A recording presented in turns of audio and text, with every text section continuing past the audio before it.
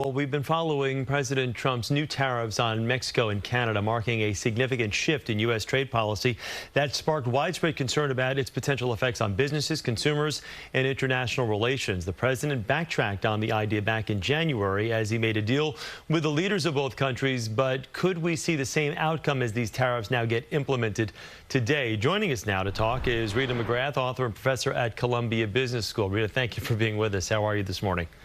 I'm good. It's a pleasure to be with you, Chris. Good to see you. Are you surprised to see the president resurrect these tariffs so fast? And the outcome, is it likely going to be the same as last time, or do we see things differently this time around? I think it's different. I think it's kind of a power play. You know, it's why is he doing it? Because he can. Got to be more than that, though. He's doing a lot of things in the first 100 days because he can. But yesterday he's making the announcement, and you're watching the ticker on your sheet. You're watching the stock market crash as he's announcing that these tariffs are actually going to go through. Usually that's not his intention. The stock market means a lot to the president, as we've seen historically. But kind of interesting to see that dichotomy, thinking, okay, this is going to help. He has also mentioned that for the consumer, that this is going to sting a little bit at first. But I guess, when does the at first stop? Where is that line of demarcation? Well, you know, Warren Buffett just recently said this is a trade war, and it's going to raise prices for 10, 20, 30 years into the future.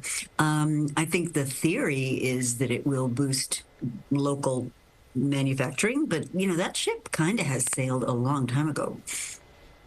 Let me ask you, as far as what products could be impacted the most. If I'm the consumer at home and I'm hearing all this, I'm hearing trade war with, you know, some of our closest allies, how is this going to impact me?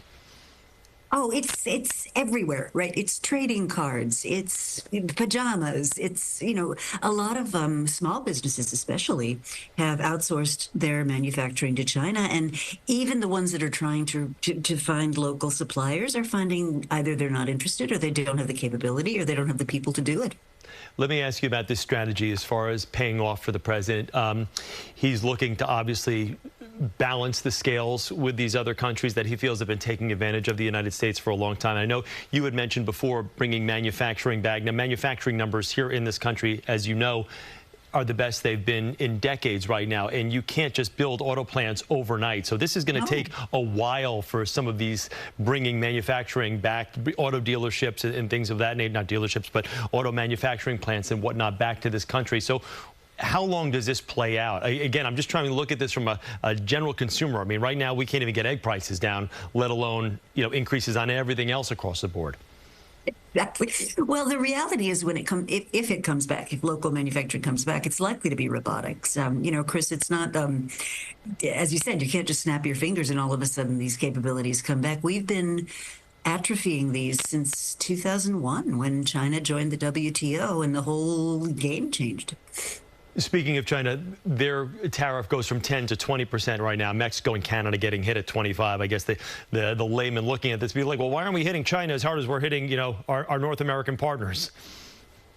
Well, it's a fascinating question. I think probably because the impact there is so much greater. I mean, 16% of our imports come from China. So I think Trump may want to be a little more cautious in terms of how much pain he inflicts on people who import from China. One of the issues that the president has mentioned is, like, look, we want to curtail the influx of fentanyl into this country. This is one way he feels with which they can exercise that mandate. A lot of fentanyl comes from China, as we know. A lot of it comes in from Mexico, less than 1% from Canada. And I know that's one of the things Justin Trudeau has mentioned, that he feels like we're being a little unfairly penalized north of the border for something that we have very little impact on.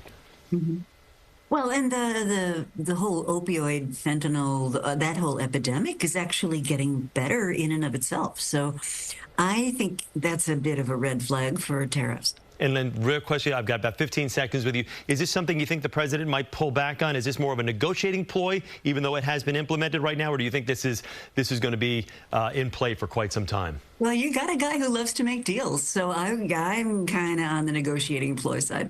Got it. All right, Rita, thank you very much. Appreciate you taking the time for us this morning. Thanks, Chris. And for more on these tariffs and how they work, go to our website at cbsnewyork.com.